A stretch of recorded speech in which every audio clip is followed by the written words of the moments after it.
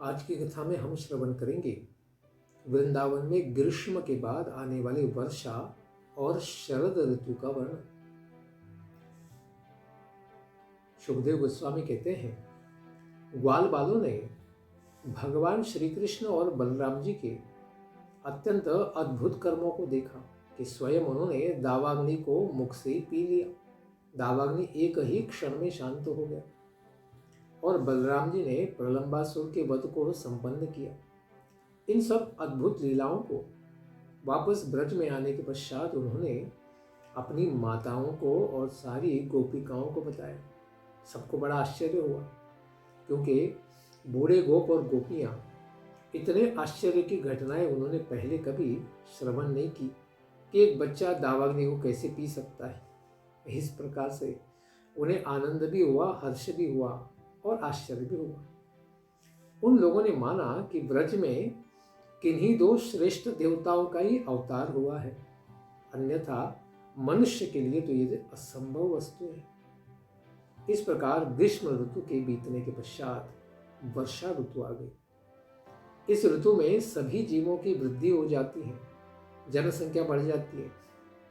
उस समय बारंबार सूर्य और चंद्रमा पर बार बार मंडल बैठने लगता है और आकाश में मेघ, हवा, चमक तथा कड़क आदि क्षुब्ध से दिखाई देने लगते हैं। नीले और घने मेघों से विद्युत के चमकने और उसके गड़गड़ाहट पूर्ण ध्वनियों से तथा सूर्य, चंद्रमा और तारों के ढके रहने से आकाश की शोभा सगुण ब्रह्म के समान ही हो जाती है। सूर्य रूप राजा, इन्होंने 8 महीनों तक पृथ्वी रूप प्रजा से जल को संपत्ति रूप में टैक्स प्राप्त किया था, कर वसूली की थी। वह समय आने पर अपनी किरण रूप हाथों से उन्हें पुनः वापस देना प्रारंभ कर देते हैं वर्षा के रूप में। इसलिए प्रचंड वायु से प्रेरित होकर बिजली की चमक से युक्त घनघोर मेघ प्राणियों की प्रसन्नता के लिए ही जीवन रूपी जल ही जीवन है, उसी तरह बरसाने लगे। जिस तरह दयालु पुरुष प्रजा को कष्ट में देखकर उनके कल्याण के लिए अपने जीवन को भी दान में दे देते हैं। जैसे सकाम भाव से तपस्या करने से पहले तो शरीर दुर्बल हो जाता है, क्योंकि भौतिक कामनाएं तो शरीर को बहुत तपाते हैं, सुखाते हैं तपस्या करके, और उसका फल प्राप्त कर लेने पर शरीर पुनः पुष्ट हृष्ट पुष्ट हो जाता है। उसी तरह ज्येष्ठ आषाढ़ के महीने में सूखी हुई पृथ्वी जल से सिंचित होकर पुनः धरती देवी हरी भरी हो जाती है, यानी उनके शरीर पर फुहारे आ जाते हैं, हरे हरे। इस प्रकार से झाड़ियां, पत्ते, लताएं इनके रूप में। सायंकाल अंधेरा छा जाने से तारे आदि तो नहीं दिखते हैं, किंतु जुगनू बहुत ज्यादा चमकने लग जाते हैं। यह उसी तरह है जिस तरह कलयुग में अत्यंत पाप के बढ़ जाने से पाखंड मतों का प्रचार होता है, जैसे जैन, बौद्ध आदि, और वैदिक संप्रदाय लुप्त हो जाते हैं। उसी प्रकार मेघों में सारे तारे और चंद्रमा छुप जाते हैं और केवल जुगनू, छोटा सा लाइट देने वाले, वही इधर उधर चमकते रहते हैं, लेकिन उनके प्रकाश में वे जुगनू भी हमें ठीक से दिखाई नहीं देते। इसीलिए कलयुग में जब ये पाखंड फैलाने वाले, निराकारवादी मत लेकर आने वाले लोग व्यर्थ की वल्गना करके हमारे पास बड़ा ज्ञान है ऐसा आवाज करते हैं, लेकिन ऐसे मंडूक के द्वारा आवाज करने के समान ही काल रूपी सर्प आकर इनको खा जाता है और इनके वाद और फिलॉसफी, तत्वज्ञान किसी के काम में नहीं आते, क्योंकि ये भगवान का विरोध करते हैं और वैदिक मत को पालन नहीं करते हैं। तो ऐसे ही आसुरिक प्रवृत्तियों से भरे हुए बहुत सारे पाखंड मत कलयुग में फैल जाते हैं। मेघ की ध्वनि को सुनकर पहले सोए हुए मेंढक उसी तरह टर टर करने लगते हैं। जिस तरह नियम के समाप्त हो जाने पर, व्रत के समाप्त हो जाने पर गुरु का आदेश पाकर ब्राह्मण, ब्रह्मचारी आदि वेद पाठ करने लग जाते हैं। जो नदियां ज्येष्ठ के महीने में पूरी सूख सी गई थी, वे अब अपनी मर्यादा को लांघ कर बाहर भी उसी तरह से बहने लगती थी जिस तरह अजितेंद्रिय पुरुष का शरीर और संपत्ति कुमार्ग में व्यय होने लगता है। पृथ्वी कहीं हरी भरी घासों से एकदम हरी हरी लगती है, कहीं पर वीर वधूटियों से लाल तथा कहीं पर बरसाती छत्तों यानी कुकुर मुत्तों से वह सफेद प्रतीत होती है, मशरूम्स। इस प्रकार वह किसी राजा की रंग बिरंगी सेना के समान ही प्रतीत होती थी। सस्य संपत्ति से हरे भरे खेत कृषकों यानी किसानों को आनंद प्रदान करते रहते थे और सब कुछ परमात्मा अधीन होता है, सब कुछ भगवान के ऊपर ही है। इस बात को नहीं जानने वाले धनिकों को, सेठ साहूकारों को वे संताप दे रहे थे, क्योंकि वे तो सोचते थे कि मैं अब इन सबों को अपने पंजे में कैसे रखूंगा, क्योंकि इनके पास अच्छा धान हो गया तो पैसा भी हो जाएगा, फिर मैं इनका शोषण नहीं कर पाऊंगा। नवीन जल से सेवन से सभी जलचर और पृथ्वी पर रहने वाले भी जीव इनकी बड़ी शोभा होती है। यह उसी तरह बढ़ जाती है जिस तरह भगवान श्री हरि की सेवा करने से श्री भगवान की सेवा करने वाले भक्तगण इनका अंतःकरण और बाह्य रूप भी बड़ा सुंदर हो जाता है। भगवान की सेवा करने से ही हम सुखी हो जाते हैं। वायु का संयोग प्राप्त करके ऊंची लहरियों से युक्त समुद्र नदियों का संयोग पाती है और अधिक उसी तरह क्षुब्ध हो जाती है। समुद्र भी क्षुब्ध होता है, नदियां भी उछलती है। जिस तरह वासना युक्त योगी का चित्त विषयों का संपर्क प्राप्त करके कामनाओं से भर जाता है, जैसे कि सोबरी मुनि, इन्होंने मछलियों के कार्य को देखकर क्षुब्ध होकर मानधाता की 50 पुत्रियों से विवाह किया था। वर्षा की धारा की चोट खाकर पर्वतराज भी उसी तरह दुखी नहीं होते। जिस तरह किसी का मन भगवान में लग जाता है, वह दुखों के द्वारा आक्रांत होकर भी कभी दुखी नहीं होता। बहुत सारी समस्याएं आएंगी, फिर भी उसमें भी हल्का सा मंद मंद मुस्काते हुए भगवान का नाम लेते हुए सारे समस्याओं को पार कर देते हैं, भगवान की कृपा से ही। जो कभी साफ नहीं किए जाते, ऐसे घास से ढके जाने के कारण मार्गों का पहचान पाना भी बड़ा कठिन होता है, क्योंकि घास उग जाती है बहुत वर्षा के कारण, तो मार्ग ढूंढना भी कठिन होता है। उसी तरह होता है जैसे कि ब्राह्मणों के द्वारा अभ्यास नहीं किए जाने वाली श्रुतियां काल क्रम से भूल जाती हैं। योगो नष्टा परंतप, गीता में भी भगवान कहते हैं काल के प्रभाव में अभ्यास नहीं होने से श्रुतियां वेद भी प्राप्त नहीं होते, जैसे कलयुग में दिखता है। लोकोपकारी मेघों के साथ चंचल सौहार्द वाली बिजलियां उसी तरह स्थित नहीं रहती हैं जिस तरह गुणवान पुरुष के साथ कुलटाएं स्थिर नहीं रहती। जो कुलटा स्त्रियां होती है वे सद्गुणों से संपन्न अपने पति के साथ भी ठीक से व्यवहार नहीं करती है, वहां से भाग जाती है। किस प्रकार से कि मेघों के साथ चंचल बिजलियां चमकती और एक ही क्षण में गायब हो जाती हैं। ऐसा वर्षा ऋतु में बहुत अधिक दर्शन करने को मिलता है। शब्द गुण से युक्त आकाश में निर्गुण यानी बिना डोरी के इंद्रधनुष उसी तरह से सुशोभित होते हैं जिस तरह गुणों के सम्मिश्रण युक्त प्रपंच में इस प्रकार परब्रह्म सुशोभित होते हैं। संसार में अनेक गुण हैं, लेकिन गुणों से परे ऐसे गुणातीत भगवान इस संसार में प्रकट होकर लीला करते हैं, जैसे भगवान श्री कृष्ण, बलराम जी, श्री रामचंद्र, ये सब प्रकट होते हैं। यह किस प्रकार से बताया है कि आकाश में जो सिर्फ नीला या सफेद दिखता है उसमें इंद्रधनुष प्रकट हो जाते हैं।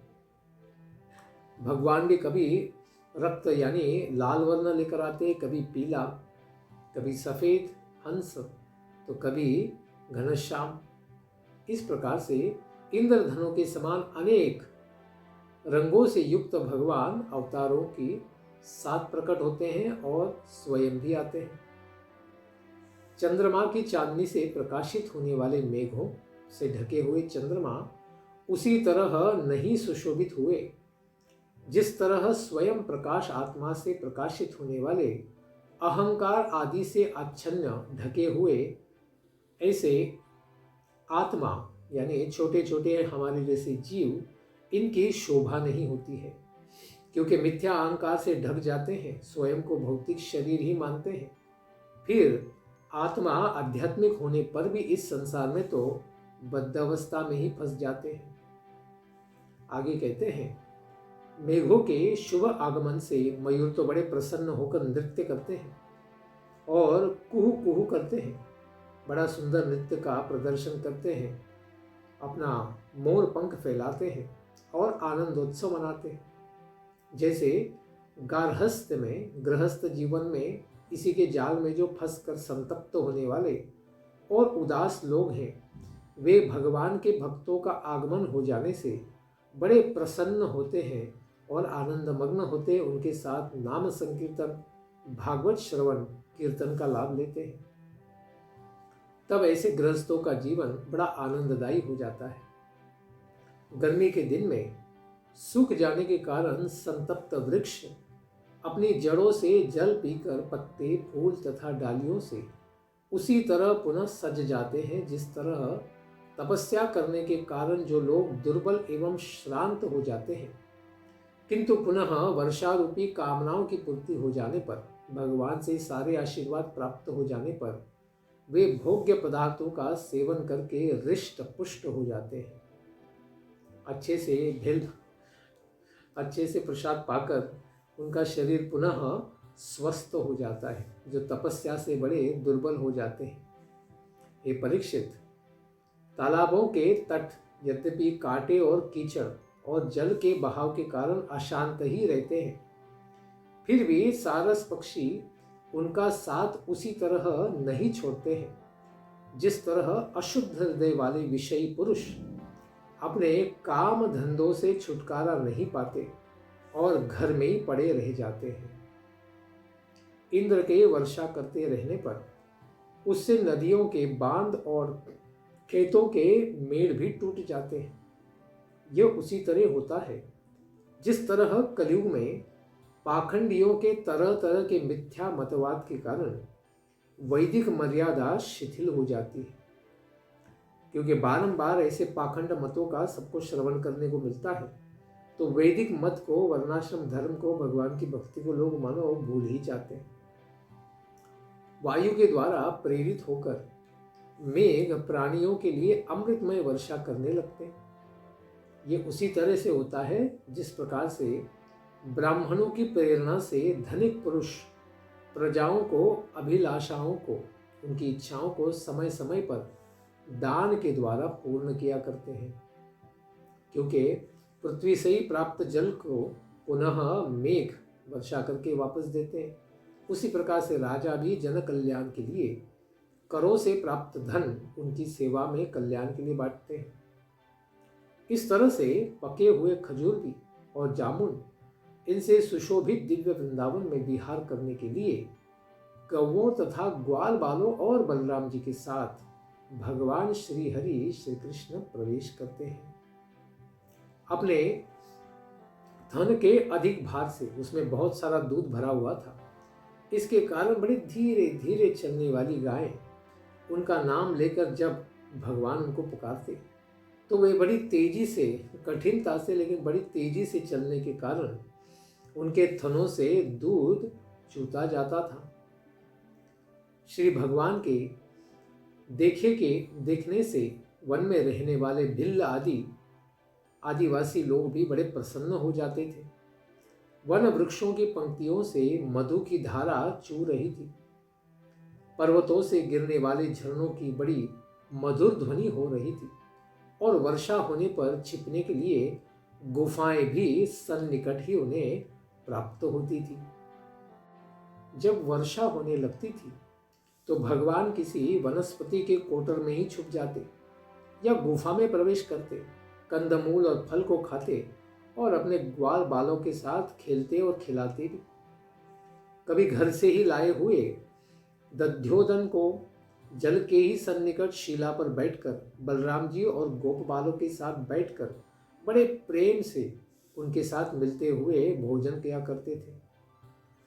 घासों को चरकर तृप्त हुए बैलों, बछड़ों तथा अपने थन के भार से श्रांत थकी हुई सी गायों को, जो हरी हरी घासों पर बैठकर अपनी आंखें मूंद कर जुगाली करती रहती थी, उन्हें देखकर तथा सभी जीवों को सुख प्रदान करने वाली उस वर्षा ऋतु की शोभा को, जो भगवान की लीला के विलास मात्र है, उन सबको देखकर भगवान बहुत ही अधिक प्रसन्नता का अनुभव करते और बारंबार उनकी प्रशंसा करते।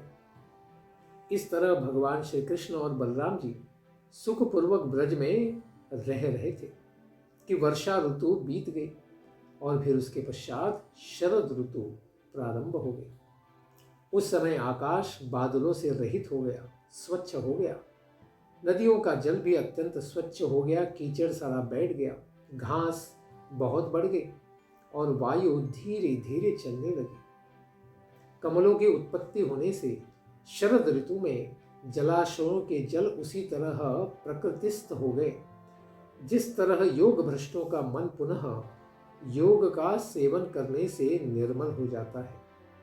कितने सुंदर उपमा देते हैं यहाँ पर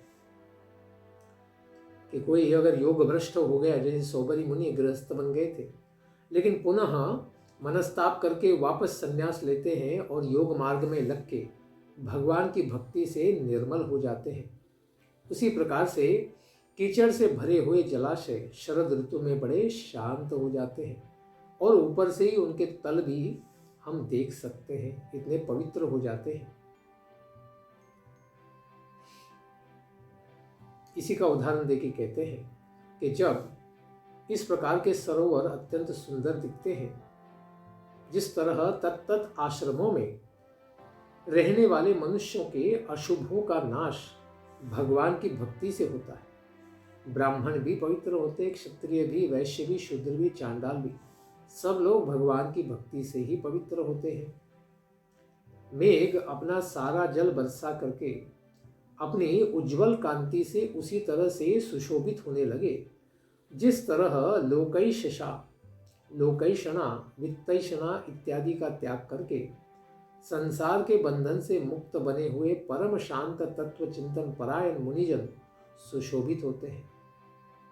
इस प्रकार मेघधारा से हर चीज वहां पर प्रसन्न दिखने लगी।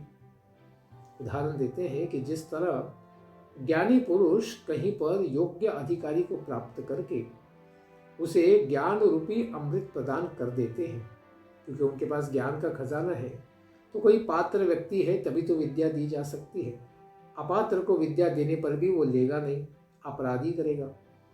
लेकिन योग्य अधिकारी है उसे अवश्य ही ज्ञान देते हैं और कहीं पर नहीं भी देते हैं। उसी तरह पर्वत भी अब कहीं पर अपने कल्याणकारी जल को प्रवाहित करते तो कहीं पर नहीं भी करते थे। इस प्रकार स्वच्छ जल सर्वत्र प्रवाहित हो रहा था। छोटे छोटे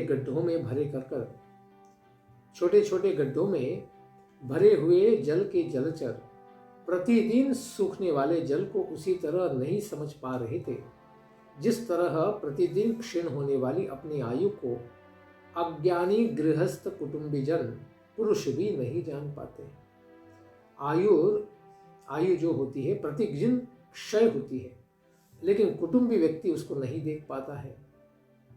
थोड़े से जल में ही रहने वाले प्राणियों का शरतकालीन सूर्य की तीक्ष्ण किरणों से जो ताप है उसी तरह से उन्हें प्राप्त होता है। जिस तरह अपनी इंद्रियों के वश में रहने वाले जो संपत्ति से विहीन है ऐसे दरिद्र कुटुंबी को विभिन्न प्रकार के संताप पाने को मिलते हैं, क्योंकि थोड़े से पानी में जो जलचर होते हैं, पानी सूख जाने पर सबको मरना ही पड़ेगा। उस प्रकार से जिसके पास धन नहीं है ऐसा गृहस्थी भी अपना और परिवार का कल्याण नहीं कर पाता है। पृथ्वी माता भी धीरे धीरे अपने पंख को, कीचड़ को और विरुद्ध अपने कच्चेपन को उसी तरह छोड़ने लगी, सूखने लगी। जिस तरह ज्ञानी पुरुष शरीर आदि अनात्म पदार्थ में होने वाले अहमत्व और ममत्व की बुद्धि का परित्याग कर देते हैं ज्ञान की और भगवान की कृपा से। शरद ऋतु के इस प्रकार आने पर समुद्र का जल भी बड़ा स्थिर, गंभीर और शांत हो जाता है। जो पहले उछल रहा था वह शांत हो गया। जैसे मन के निसंकल्प हो जाने पर मुनिजन कर्म, वेद घोष रूपी कर्म कांड का परित्याग कर देते हैं और ज्ञान और उपासना में लग जाते हैं। किसान मेड़ों को मजबूत बनाते हैं, खेतों के पानी के बहने के भाव को रोक देते हैं। जिस तरह योगी जन अपने इंद्रियों को विषय की ओर जाने से रोककर प्रत्याहार के द्वारा क्षीण होने वाले ज्ञान की रक्षा करते हैं और योग में लग जाते हैं, अन्यथा उनका योग नष्ट हो जाएगा। इस प्रकार शरद ऋतु में होने वाले सूर्य की किरणों से लोगों के संताप को चंद्रमा देवता ने रात्रि में उसी तरह हर लिया, जिस तरह देहाभिमान होने के कारण होने वाले कष्ट को ज्ञान तथा श्री भगवान के विरह से होने वाले कष्ट को भगवान मुकुंद ने अपने दर्शन के द्वारा हर लिया था। क्योंकि जब तक भगवान का दर्शन नहीं तभी तो विरह होगा, जब दर्शन हो जाएगा तो विरह अग्नि शांत हो जाएगी। इस प्रकार मेघों से रहित शरतकालीन स्वच्छ आकाश में ताराओं से युक्त वह आकाश उसी तरह सुबह सुशोभित हुआ, जिस तरह वेदों के अर्थ को ठीक ठीक जानने वाला सत्वगुण संपन्न चित्त बड़ा सुशोभित होता है। कितनी सुंदर उपमा देते हैं। क्योंकि इस प्रकार शरतकालीन स्वच्छ तारों से भरा हुआ आकाश किस प्रकार से सुशोभित होता है, जिस तरह पूर्व मीमांसा और उत्तर मीमांसा में निर्णीत वेदों के मंत्रों को जानने वाले पुरुष का चित्त निर्मल यानी वासना रहित हो जाता है। अपने पूर्ण मंडल से युक्त चंद्रमा तारों से युक्त होकर उसी तरह सुशोभित हुए, जिस तरह यदुवंशियों के बीच यदुपति भगवान श्री कृष्ण इस धराधाम पर सुशोभित होते हैं। ऐसे विकसित पुष्पों वाले वन से होते होते ही आने वाली समशीतोष्ण, जो न तो अधिक गर्म होती है न अधिक ठंडी, बड़ी सुहावनी ऐसी वायु के सेवन करके लोगों ने अपना संताप पूरी तरह त्याग दिया। किंतु उससे गोपियों के जी की जलन और बढ़ जाती। उनका मन सदा ही भगवान श्री कृष्ण में ही लगा रहता था। शरद ऋतु में तो सांड, हरिण, पक्षी और पुरुष के द्वारा अनुसरण की जाती हुई गाय, हरनियां, चिड़िया और नारियां ऋतुमती अर्थात संतान उत्पत्ति की कामना से युक्त हो गई। यह उसी तरह से हुआ जिस तरह समर्थ पुरुष के द्वारा की गई क्रियाएं फलवती ही होती हैं। इस प्रकार से सब जीवों की संतान उत्पत्ति की कामना इस शरद ऋतु में प्रबल हो जाती है। सुखदेव गोस्वामी कहते हैं, हे राजन परीक्षित, जिस तरह लुटेरों को छोड़कर सभी लोग राजा के आने पर बड़े प्रसन्न हो जाते हैं, चोर तो खुश नहीं होंगे, लोग बड़े प्रसन्न होते हैं, उसी तरह सूर्योदय के होने पर कुमुदिनी कुई को भी छोड़कर सभी पुष्प विकसित हो जाते हैं। नगरों और ग्रामों में नवान्न प्राशन तथा इंद्र संबंधी यज्ञ होने लगे। पकी हुई सस्य संपत्ति पृथ्वी धनवती हो गई और भगवान श्री कृष्ण और बलराव जी इनकी उपस्थिति में अत्यंत सुशोभित होने लगी। जिस तरह साधना करके कोई योगी सिद्ध हो जाता है, ऐसा पुरुष समय आने पर जिस तरह अपने देवता आदि के शरीर को प्राप्त करता है, यानी पृथ्वी से ऊपर उठकर अंतरिक्ष में देवताओं का लोक प्राप्त करता है, या फिर भक्त तो भगवत धाम ही चला जाता है।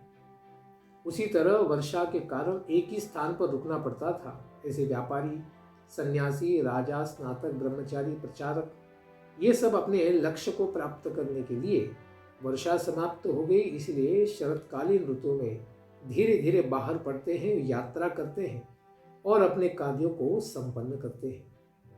इस प्रकार वर्षा ऋतु के पश्चात शरद ऋतु आया और आगे की लीला को हम श्रवण करेंगे आने वाले सत्र में। धन्यवाद। हरे कृष्णा। ग्रंथराज श्रीमद् भागवतम की जय। पिताय गौर प्रेमानंदे। हरि हरि बोल। जय जय श्री राधे श्याम। जय जय श्री वृंदावन धाम।